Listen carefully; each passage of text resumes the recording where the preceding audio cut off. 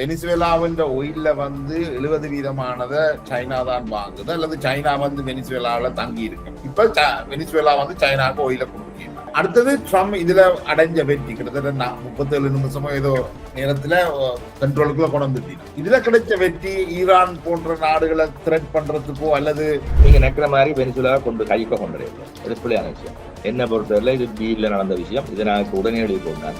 Venezuela அரசாங்கம் பிரச்சனைகளை குறைக்கிறதுக்காக மடுவா மக்களிட பிரதிநிதி அல்ல, அவர் அதை விற்க தயார். இப்போ அவர் உள்ளுக்கு இருக்கிறார்கள், எலெக்ஷனுக்கு தயார். இப்ப தங்களுடைய ஆளை தான் போட்டிருக்கிறார்கள். உடனடியாக இவ சொன்னாக்களை போட இல்லை. எலெக்ஷன்ல இவ சொல்றாக்கள் வந்தாலும் கதைக்கிற மாதிரி பெட்ரோல்ல அவள் வித்து கொடுக்க போறே இல்லை. அனைவருக்கும் வணக்கம். 1997 முதல் தேசம் சஞ்சிகையாக வெளிவந்து 2007 முதல் தேசம் நெட் ஆக இணையதள ஊடகமாக வெளிவந்து அதற்கு பிற்பாடு அண்மைய காலங்களில் தேசம் திரை, தேசம் டியூப் ஆக வெளிவந்து எங்களுடைய காணொளிகள், ஊடக செய்திகளை நீங்கள் பார்த்து கொண்டிருக்கின்றீர்கள்.